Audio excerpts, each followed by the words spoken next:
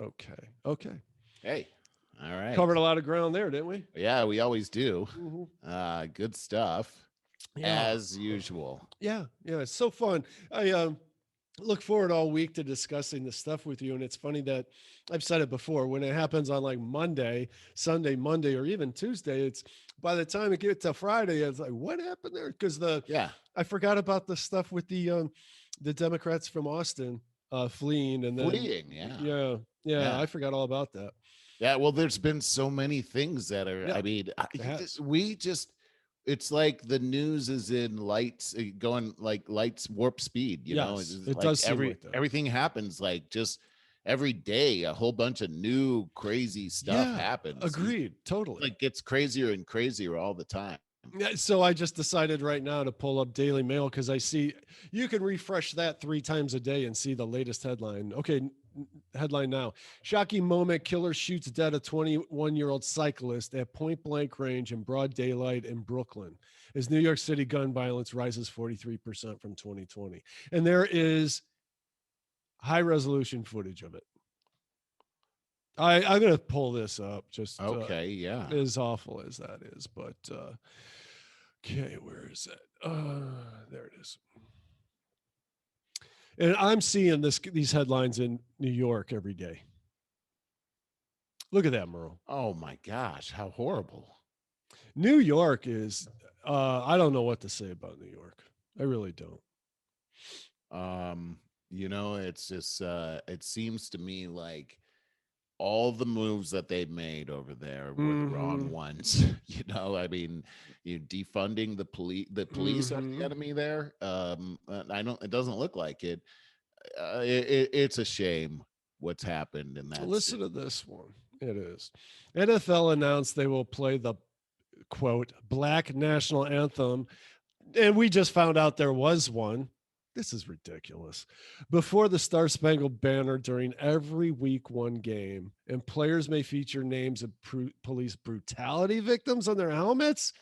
You're killing football. They are killing football. I won't watch it anymore as a result. Oh, This is not the NFL that I loved when I was growing up, and right. I'm very sad to hear this. First off, that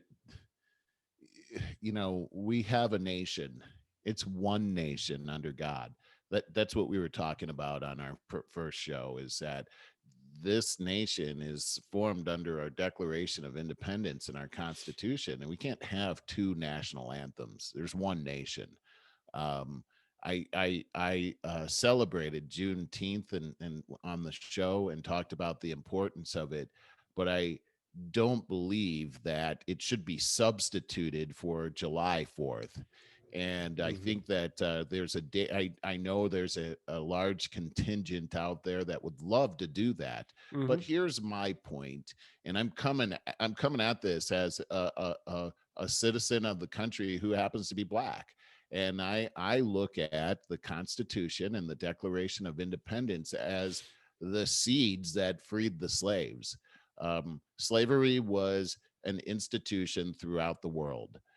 The words that are in those documents are the words that actually not only caused freedom for slaves here in this country, but really led the way to eliminate legalized slavery around the world. We were the ones that did that, us in the UK.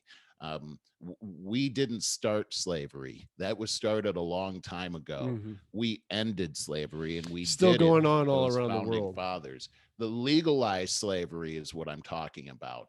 The legalized Yeah. slave international institution is what we Mm-hmm. destroyed, Yeah. and Yeah. because it was an acceptable form of labor at that time, we made it so it was not acceptable. Mm-hmm.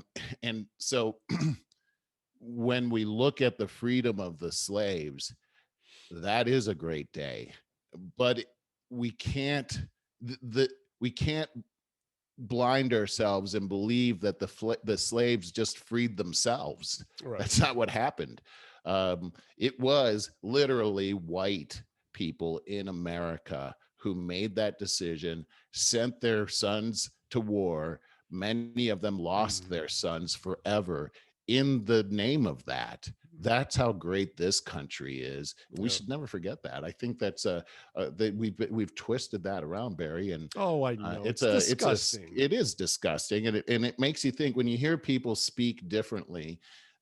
You I have to wonder, either are they ignorant, or do they know what they're doing and they're trying to deceive people for their own agenda? Oh, I think there's a lot of ignorance. Here's I think proof. there's a lot of both, actually. Here's a good headline for you. That states exactly illustrates this. AOC finally breaks her silence on Cuba, on the Cuban unrest, as she blames Can't wait. America's absurdly cruel embargoes and blasts President Biden for defending the Trump era restrictions. So, communism would be perfect if it weren't for America. Well, if America would just throw some, logs onto the fire of Mhm. communism, then everything would be great. I mean, this is the thing. Do we want to support a regime that murders its people, steals all the rights of Oh its God, people? yeah. Why would we do that? And so and what kind of power to influence any government do we have if we just support it with all of our dollars? I don't understand how she doesn't understand that. Again, I have to go I back don't to either.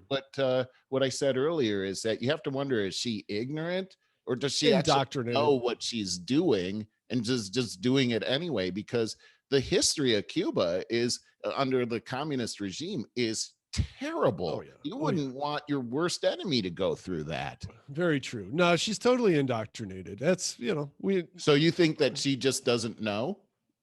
Like, I indoctrinated think to me means that she's learned so much that she actually believes what she's saying.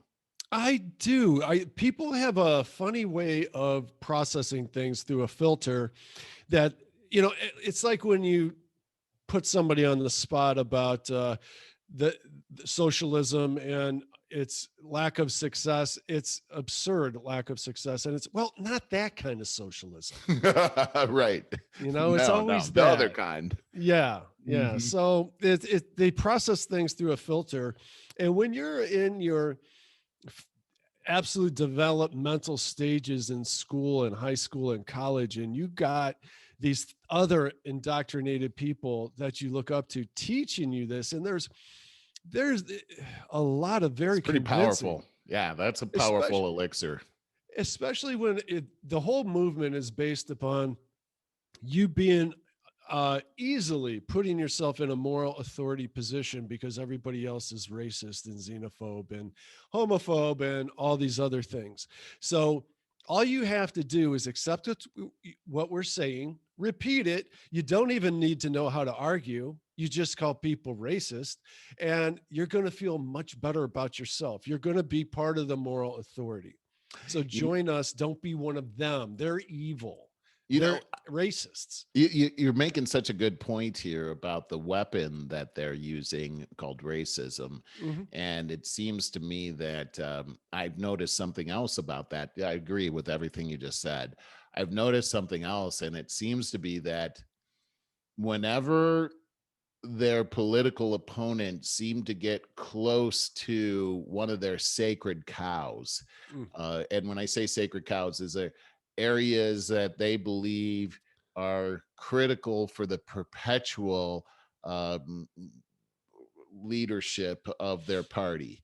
And one of them is that voting law that I'm telling you Mhm, about. And mhm. it seems to me that whenever those things start to get attacked, the closer they get to refuting those arguments, the more they will invoke the racist thing. Like, they'll Mhm, get mhm. down and dirty. And I see this voting thing as the epitome of the thing that they're saying is going to give them perpetual power, because they've invoked the Civil War over it. To Mhm. me, that's the like almost the nuclear option when you're talking about bigotry. Is this Mhm. is just like the Civil Mhm. War?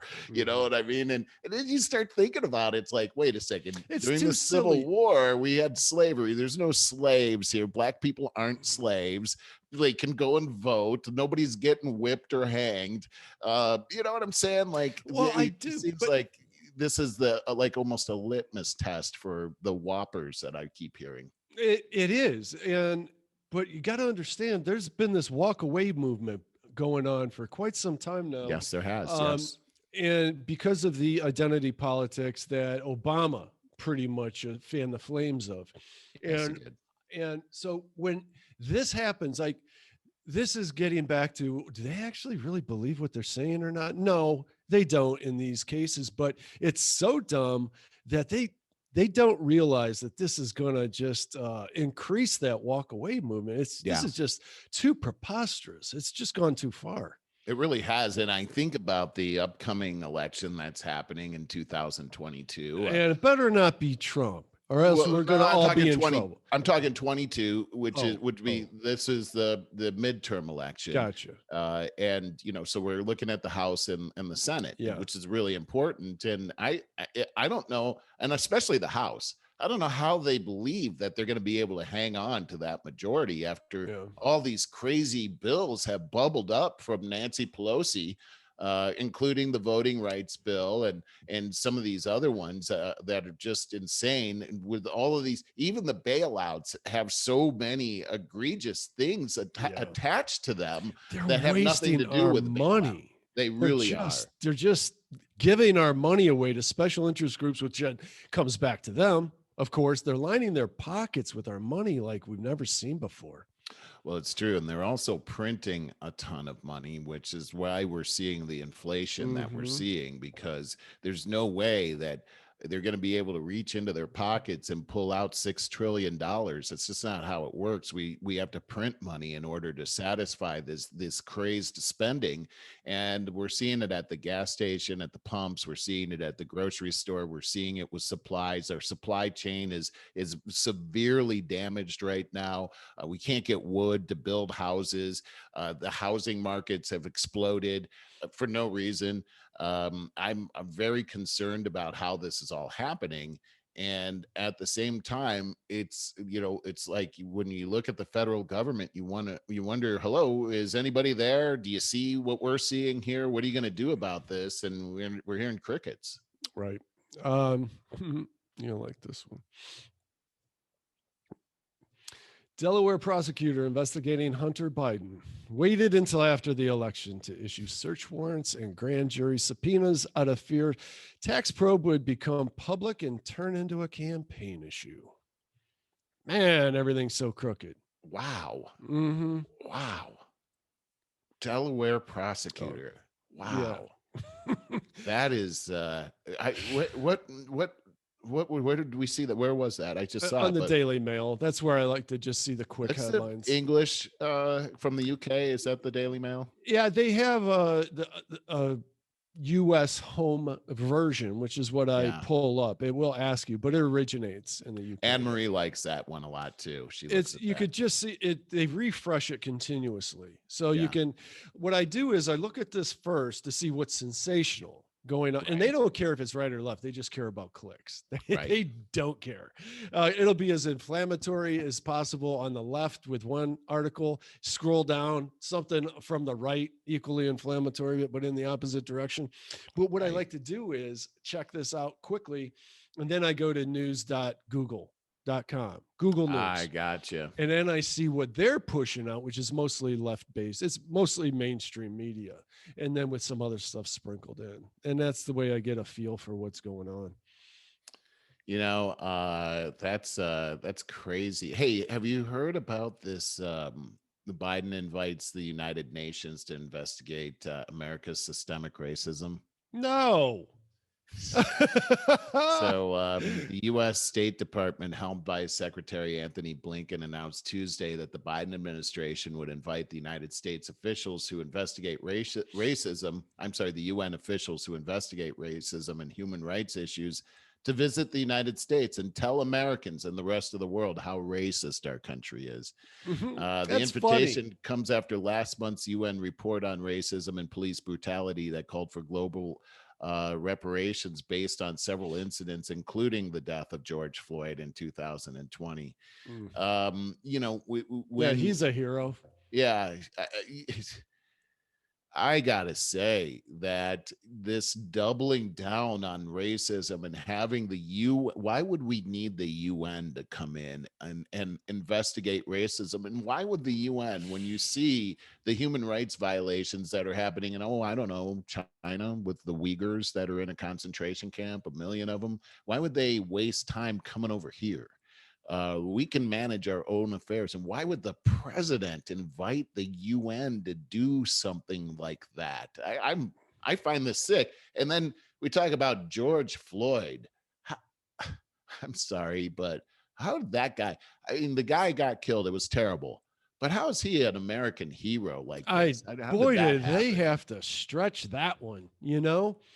All right, just to lighten this up a bit, what do you think about old what's his face from Virgin Airlines going into space? Yeah, well, first as, off, I gotta say that it's funny seeing these old guys up in space. Like that's a new thing. Usually, we would as see young Crystal people. calls it, fake space. Is fake? Is it fake space? It's Okay, if you call it space, I mean you're not out there looking at the space station. You right, know, right. you're just really really high up there. It's kind of like you're in between. You're technically in space. I gotcha. Yeah. I gotta say that first off, I thought that ship that they built was pretty futuristic looking and I everything. don't think I saw it. Oh, it's pretty interesting looking. It Oh, looked like something Flash Gordon would fly around oh, in. how cool! I gotta It check was that it was out. kind of neat. Do And you know what it was called? no, I know his company is called Virgin Galactic or maybe Galactica. Hmm. But I don't know what the ship was called, but I thought it was cool that he went in it. I saw a picture of him and Elon Musk talking before he jumped Hmm. in there. But then I started to think about these billionaires and how they're going up into space all the time. Elon Musk is doing that. And then I think about Bill Gates and what would he want to do up in space? And then I Hmm. think about how all those billionaires got together the other day at that resort. And I wonder what the heck they were talking about. And then I thought about Dr. Evil. Just like I don't know, like you start thinking about like the space force and what actually militarily can be accomplished from space. And then I just started to think, man, I don't know if this is such a good idea that we let these billionaires just go up into space with their technology that we don't But know they anything run the about. world, man. They We really do. can't That's what it stop shows them. to me, actually, It, is it that truly does. And that they are in charge. Crystal and Sagar were talking about this. It's like, how are you making such a big deal out of going billionaire going up into fake space like it's the first thing? She's like, the government did this 60 years ago. What's the big deal? And is this the ship, Merle? Yeah, it is actually. If you Okay. see it from, yeah, it's a very look at it from below. It's very interesting. I've never Yeah. seen anything like that before. Yeah, but when Look she at that. says that, what I think about is in the space race back in the 60s, that was they were the type of rocket that they were using were the same rockets that we use in intercontinental ballistic missiles. And so at the same time we're going to the moon, we're also showing our military strength and our Mm-hmm. our ability to send if we can hit the moon with a rocket, we could hit Moscow pretty easily. You Mm-hmm. understand what I'm saying? Mm-hmm. Mm-hmm. And so when we have billionaires doing the same thing, it seems really cool, but there's a military aspect which would mean national security aspect that's involved here that I don't think people are thinking about. Right. But I think about those things and think, I wonder what they're doing. Oh, you know what? He also announced upon landing, what was that yesterday or day before, I think, that Virgin Galactic is opening, now the way you said it, opening this up to anybody who wants to, which means you have to be at least a multimillionaire Right, to, to go yeah. up into space, right? Yeah. So I It's don't it's, know. In a way, it's what this does interesting. is illustrate who's really in power in this country. That's exactly how I see it as Mm-hmm. well. Mm-hmm. And what's going on behind the scenes and everything. But one thing I'll say about I forgot his name, Richard Branson. I always forget Branson. his name too. Yeah, I gotta say what he did with Virgin Airlines and the service and that. I only flew them once because they were a little more expensive Mhm.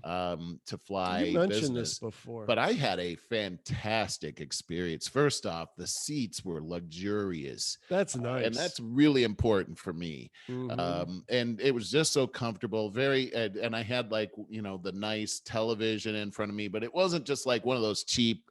There was all kinds of features, and it was plush and nice and Get what you great pay for. service. And I felt like when I was going to Florida, but I felt like I was on this like cruise line or something, Mm. like I just felt like the great treatment. And anyhow, I really appreciated that. And his whole philosophy was, and probably still is that if you treat your employees really, really well, with dignity, and giving them like the praise that they deserve, and just incent them, they're gonna all that's gonna trickle down to the customer. And Yeah. he was right. I see Well, that at Southwest Airlines too. and that's the way it was when we were growing up and learning about the world and stuff like that.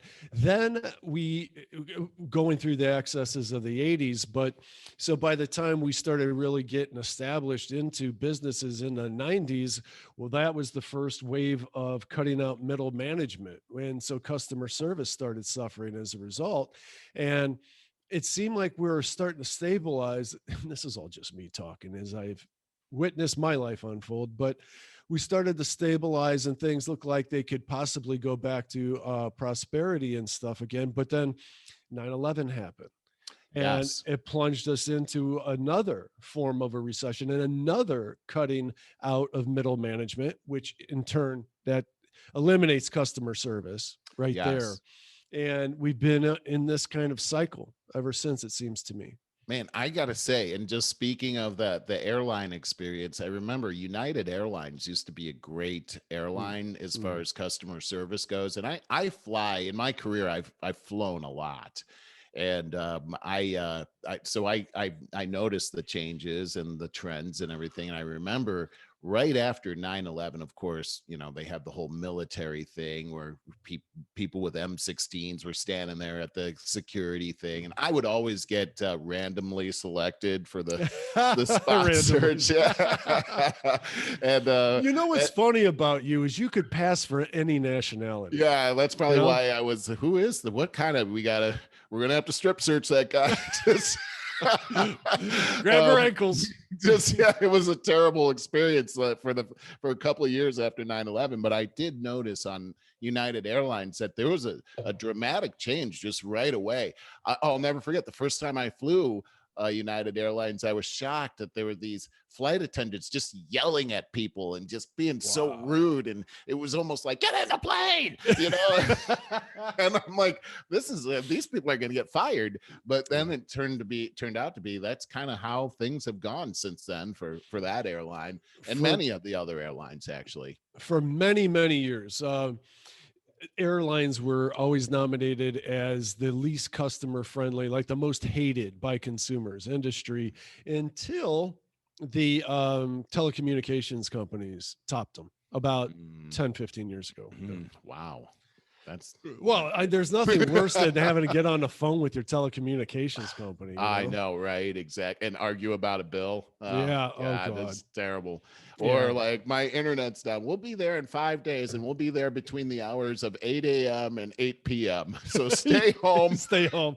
Take the day off work. Yeah. If you miss us, we'll be back in 4 weeks. Right. It's like, Right. thanks a lot. No, and then it's the way that you can never go, well, let me speak to the boss. Let me speak to, Yeah. no, you're just through a line of customer service people who just take that beating day in and day out. Oh, What God. a horrible job. I'd rather be a roofer in July, you know?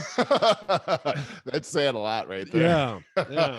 A roofer in July in Florida. Yeah, right, right. I honestly, since I redid a couple roofs on my house in UH there years ago, I decided that's the world's worst job. I think it is too. I mean, Yeah. we know our friend Brian, and Yeah. that's what he did. He did my main roof. Yeah, he did. I was talking to him the other day, and I was saying, that's that the job is so hard on your body, and Yes. he had some injuries and everything, and he and I used to play guitar together, and I was just talking to him the other day, and I said, "Hey, man, you still play guitar?" And he said he doesn't because the nerve damage in his hands. Oh my God. He can't play guitar anymore, and I thought that's so horrible. Yeah. But anyhow, hats off to these guys. They do a really hard job, and they're hard workers. And All the trades are hard though. My family's all from the trades, and yeah, I remodeled a house, and I'm just a very trades blue collar kind of guy myself. And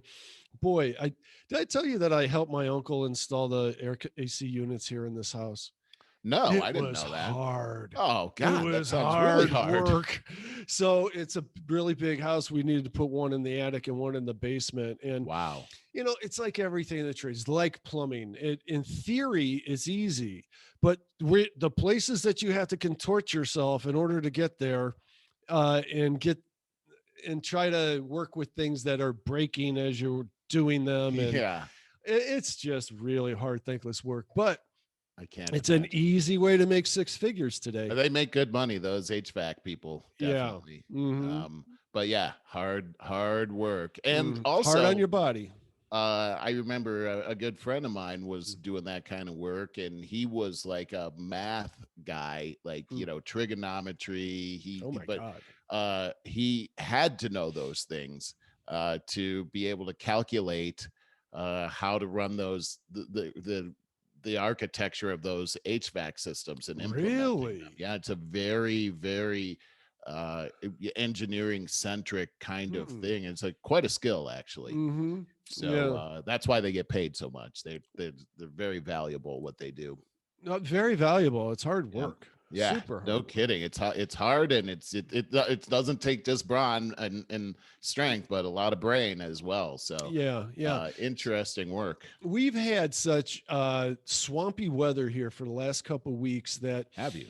at my our rental property, I just ordered a dehumidifier the other day. It's coming wow. tomorrow. Yeah. And so I gotta get that set up. And with renters, it has to be foolproof. So it has to be auto, drain from a hose automatically.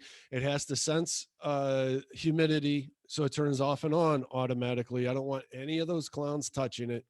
Right. And but every third person will, and I'll have to reprogram it. I just know can't how help themselves. they can't. I'll put a sign on it. Please do not touch. Every third person. That is going to be. I got to touch that. Just like the waitress that brings your hot plate. Don't touch it. It's hot. Oh, like it is. Everyone touches it. What do you know? It is. Oh my gosh. Yeah, too funny.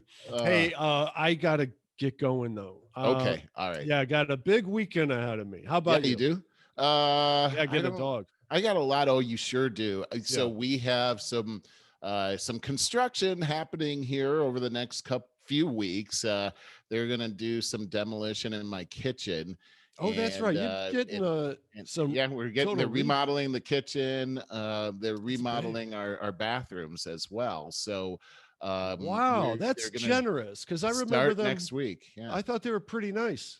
They are pretty nice. They are pretty nice, but they're older, and they want to modernize these areas. And Anne Marie has been wanting this to happen for some time. So, you know how it is, though. It's going to be inconvenient, and we have to move a lot of stuff out of the kitchen. So, I have a feeling I'm going to be doing a lot of that kind of stuff this weekend. Okay. I just always wonder with California, LA, and all that, like.